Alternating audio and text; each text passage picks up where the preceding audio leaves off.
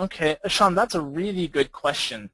For a humanoid creature, what type of wings would make the most sense? Now, assuming your humanoid is going to be roughly human size, the rib solution is going to be awfully hard.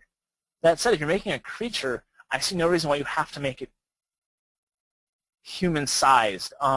There's lots of myths of little people, whether it's leprechauns or in Africa, there's lots of shortened people, furry people that like disappear into the bush or whatever types of myths. I see no reason, oh heck, even things like dwarves and gnomes, I see no reason why you couldn't come up with a small humanoid or even some other smaller primate as a base and then go with the extended flexing wings for actual flight. That is a really cool idea, Sean, but there's going to be a massive challenge. What I think you would have to do is create hooks on the ribs. Birds actually have hooks for some of the muscles of the ribs to attach to.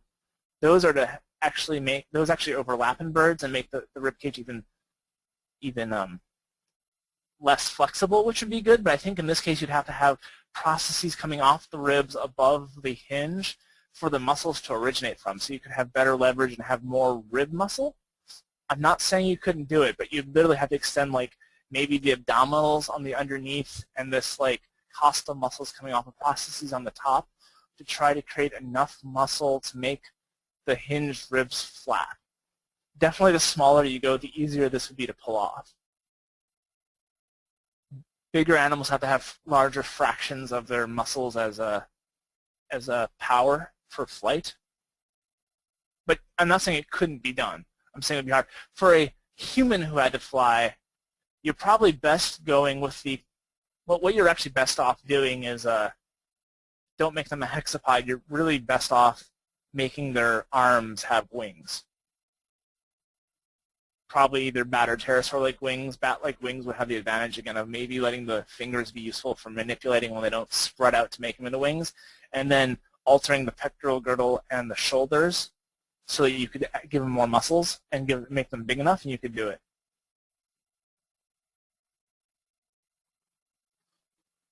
Yeah, if you just want to make them glide, you could get away with a lot smaller ones. You've seen those glider suits that they use. But of course, those glider suits where people jump out of planes and can travel quite a ways, those glider suit people would end really poorly if they didn't also have parachutes to help them land at the end. Otherwise, they'd still smack into things at like 80 miles an hour, and they could only do it once. Brooke, who made your pterosaur model out of curiosity? Michael, you're welcome. You know, this feature is not nearly as endearing like at parties or singles bars, I have to say. Let's see. Oh, okay. Yeah, they make a lot of those. Well, maybe you should make some sort of pterosaur-inspired creature this week, Brooke. Just saying, you could do it. Small dinosaurs with long dorsal. Oh, that's not actually a dinosaur, Nathan? Yeah, it was closer to lizards. And those dorsal appendages buried into the surface, they didn't actually attach to bones, but they stopped just above the back vertebrae, and presumably were held in with, well, they could move with some dermal skin-based muscles. And this is pretty common. Like crocs, for example, if you look at the armor on their back, are embedded in muscle, and some of those can actually even move a little bit when they like twitch their back muscles and stuff.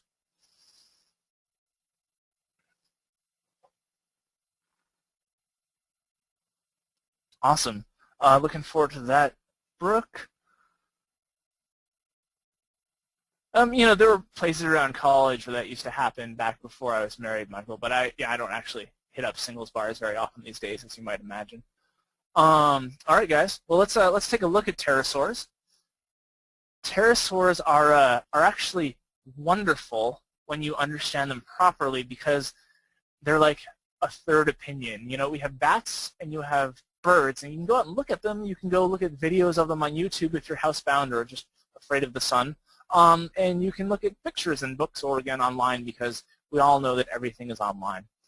But what you can't do by looking at 2 points, sure, you can draw a line, but you can't tell whether it's a good line. You can't tell, you know, if either birds or bats are really weird, or if each share some oddities, it's hard to tell which are the oddities and which really are the true commonalities. And with 3 data points, that becomes a lot more obvious.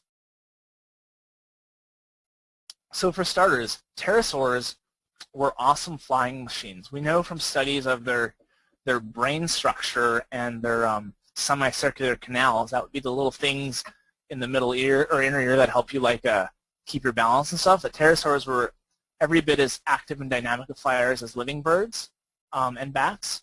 So any idea that like being ancient critters, they should be like barely flying or hobbling along or whatever are completely false, and you can just kick those ideas out of your mind now. Pterosaurs, also, there's some argument over exactly where the membrane attached. Part of the problem is that actually it appears to attach in different places in different groups of pterosaurs, which is not really weird. For example, some bats have a big membrane actually between the hind legs, and some bats do not. So it's not actually in the slightest bit strange that pterosaurs, which were more diverse than bats and lived over a longer period of time than bats have lived, might have had different areas that the skin membranes would have attached, but, and this is key, without exception, they seem to attach to the body, if not to the legs, all the time. In fact, a lot of people don't think this higher hip attachment is too likely for most pterosaurs. This one looks pretty good. And these are also seen. I don't know about the forward pointing. There's a lot of doubt cast on this model, probably much like the bat thumb it pointed backwards, even though this is a wrist bone, and supported this leading edge membrane for steering. But otherwise, this ankle attachment and this thigh attachment are both seen.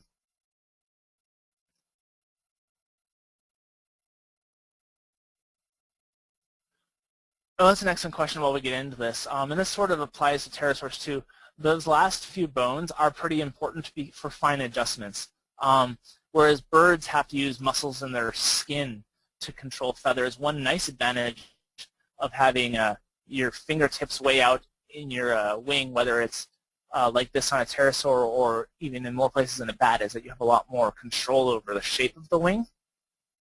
That's actually another beauty, by the way, of having the wing attached to like your leg somewhere, is you can move your leg and change both the tension and the shape of your wing, which is fantastic, and both bats and pterosaurs do and did it, undoubtedly. So there are some definite advantages to this sort of flight that birds are denied with their feather-based solution. So pterosaurs, a bit of general information, range from the incredibly small, here are little Mesozoic berries for scale, pine berries, but you have really little pterosaurs that you could easily hold in your hand. And you also got really big animals like this Quetzalcoatlus here, which quite literally could look a giraffe in the eye, even though it could also fly. And this is just showing off some of the weirdness. These are some of the better reconstructions out there. Several of these by either Mark Whitten or John Conaway, who both do excellent work on pterosaurs, and we're generous in sharing them here. Another thing with pterosaurs, they use crests a lot, and I think this is cool because crests are a great design feature, and they show that head crests are used in a whole bunch of odd ways. Some of them really look like they shouldn't be able to be on flying animals, like these almost moose-antlered nyctosaurs. However, one common feature you see in all of these guys is that they're always, no matter how elaborate, flat from side to side. Yeah, literally they look like sailboat keels. In fact, some people have speculated that there could be a skin stretched in between, like a membrane there. Aerodynamically, it doesn't really matter if there was or there wasn't. The best fossils don't seem to show an impression, but you know, it could be. But regardless, the point here is that it's okay to go ahead and have big structures that look cool, big light structures, but they probably need to be flat from side to side, because that's where aerodynamics would really kill you. If you had a true moose antlers that were broad, that would actually really screw with the aerodynamics. So flying animals aren't overly delicate. They can power through some kind of crazy contraptions that do slow them down a little bit, but they need to follow some basic design rules in order to make it not impossible to fly.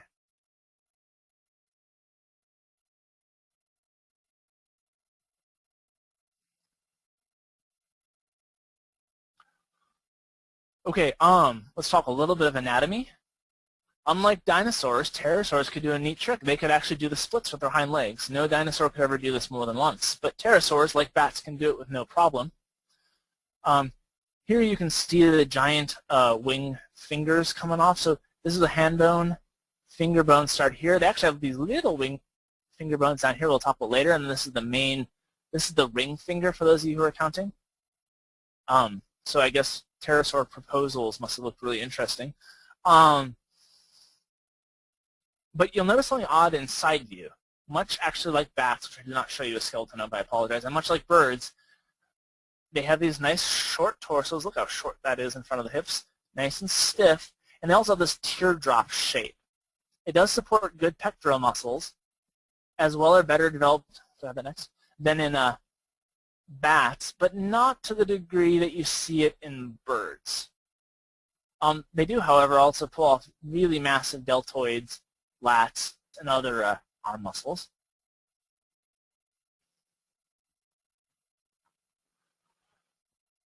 Let me address that at the end of the pterosaur section, Roman. That's a good question. Okay, but there's one other important thing we talk about before we kind of conclude here, which is how did pterosaurs take off? Early pterosaurs, based on footprints, do not seem to have spent much time on the ground, much like most bats. They probably weren't really comfy on the ground, but a funny thing happened to pterosaurs. After the first, I don't know, 40, 50 million years of their existence, starting in the late Jurassic, we start finding both their fossils in more lagoon-like beach areas and their footprints everywhere, meaning that they had come up with a good solution for being comfortable on the ground. And it probably wasn't so much moving around that was a problem. They've moved around almost undoubtedly on all fours. We have trackways showing them on all fours. And while they maybe weren't as fast as some birds, I'm sure they could hop around like a vampire bat just fine. The real thing was how do they take off so when they're on the ground so they aren't just sitting ducks? And it turns out that sort of more like bats, although also with their own solutions and not at all like birds, they took off by pole vaulting off their forelimbs, which is nice because their forearms are by far the strongest limbs in their body. This is like, if you can imagine, a snapshot that was taken at high speed. Obviously, it's a picture, but imagine as a high-speed snapshot taken off in the middle of taking off. Basically, they would start from on their hind feet, rock forward, and literally push off using all those well-developed flight muscles up and out, and do it in a fraction of a second. They even have specialized rocker bones actually at that joint to help give them this sort of like takeoff point there where they're rocking forward and then they hit a point where they just spring this out and it takes off there. And we're going to actually look at that. This is interesting enough, and I want you to get this enough because it's a cool design idea I'd like to see in more animals by looking at some videos. I hope this works for most of you. I'm going to mute them, I think.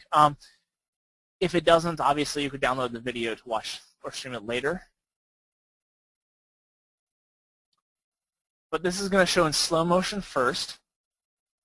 And it's going to be the skeleton, but basically they would probably crouch in the big ones. The little ones might be able to not crouch so much, but there's the pole vaulting over and the expansion of the wings up. And the funny thing is that by the time the wings come up, they're almost in position to like literally continue the upstroke. They're barely behind where they would normally be. So from a flying point of view, they're not even doing anything really weird. And of course, as I showed you, vampire bats basically they don't do it quite as sophisticatedly, and most bats have a really hard time taking off the ground, but those vampire bats take off in a way that's much more analogous to this, powering with those forelimbs, than on the hind legs. So there's an important lesson here, which is that taking off by either running or jumping on your hind legs is weird. Dinosaurs are the strange ones here, and it's probably only because they took that route that didn't involve gliding in trees for most of their winged history up until right at the very end. So birds are weirdos, and if you're not designing a bird, you should probably not make them take off that way. Which is also great because that means you can actually make the hind limbs smaller and weigh less, which means it's easier to make the animal fly if you want to make a big dragon-like animal. Oops. I have one more. Got it.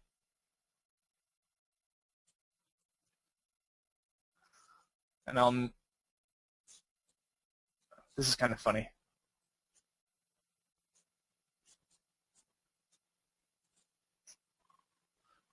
It means wing, Michael. Okay, blah, blah. Literally this is an airplane-sized dinosaur. They're showing it blatantly eating T-Rex babies.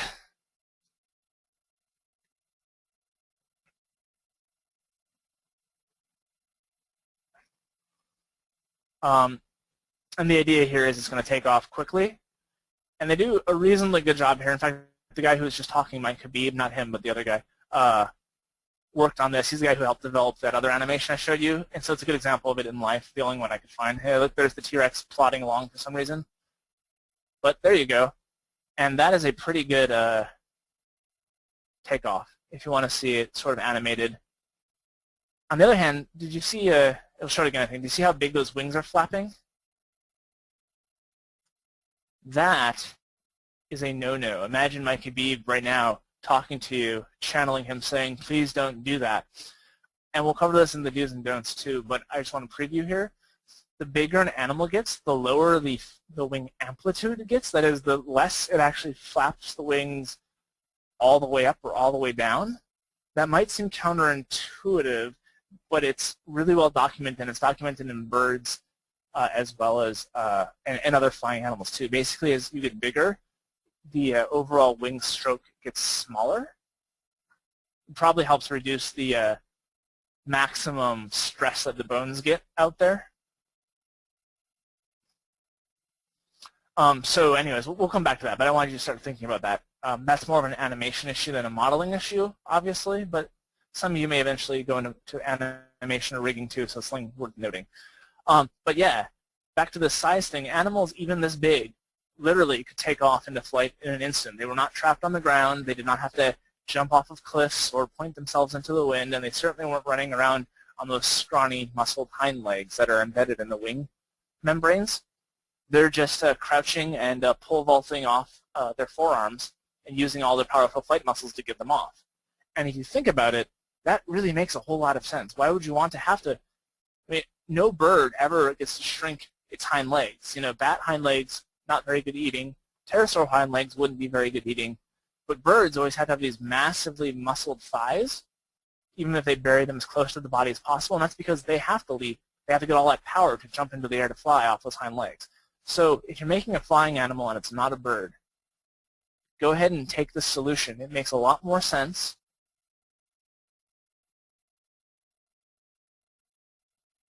And it also lets you shrink up the hindquarters a lot in your flying animal. In fact, probably, you know, bats also have small hindquarters. Probably most flying animals, including dragons, ought to have scrawny hind legs, even if you want to give them a tail.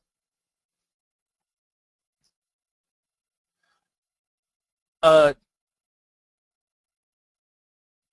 you mean how many fingers do they have, or how many phalanges do they have in each finger, Sean? They have 4 fingers. There are 3 small ones right here at the hand, and then the 4th one, the ring finger, so to speak, is the one that comes off and supports the wing.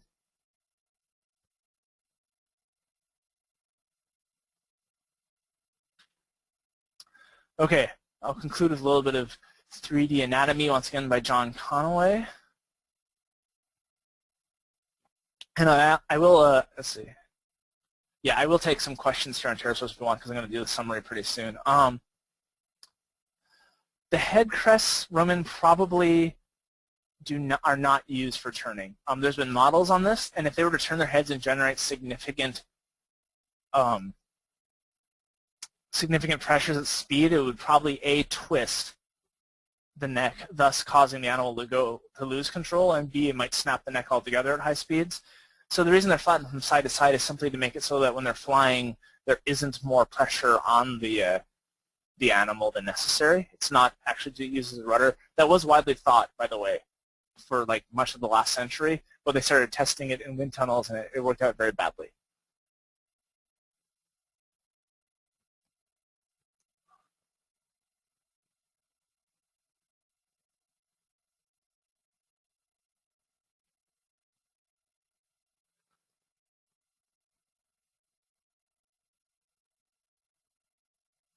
And yeah, Roman, your follow-up question about whether they would have taken advantage of storms.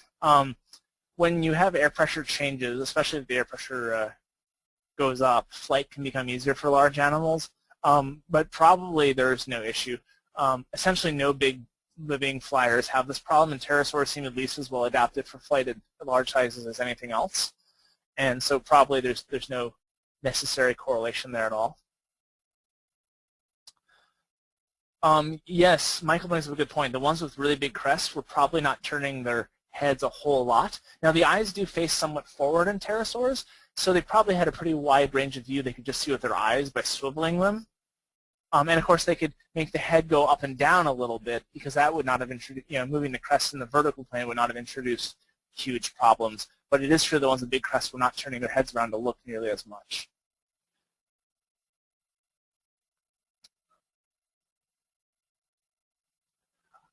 As far as landing, here we go. I would guess that landing still involved the hind legs to a large degree. By bringing the hind legs down, those airfoils that are attached to the body and probably the legs in most cases are actually made into air brakes to some degree to help them land. And then, of course, they would come down and land on the forelimbs after those touch down. So those would be like the initial brakes, and they would come forward onto their other landing gear. Even though in this case, these landing gear, their front legs would supply most of the actual walking force. Okay, let's sum up with pterosaurs here then. So first of all, pterosaurs are, I think, very underutilized as design inspiration, and they shouldn't be. They use wing membranes, but of course, not at all like bats do. They don't stick all these fingers through the membranes. They support it with a single finger. And instead, although they, like bats, do attach them to the body or to the legs and could use them to control the wing shape that way. And then, like bats, they had to take off from the ground from all fours, but unlike bats, they got really good at it. And the whole second half of pterosaur history is filled with pterosaurs that actually got better proportioned limbs for scooting around on the ground on all fours and stuff, which is kind of neat and gives you like a whole nother model for making land flying creatures. Pterosaurs do have incredibly short and stiff torsos. In fact, they often exceed birds in just how short and stiff the torso gets.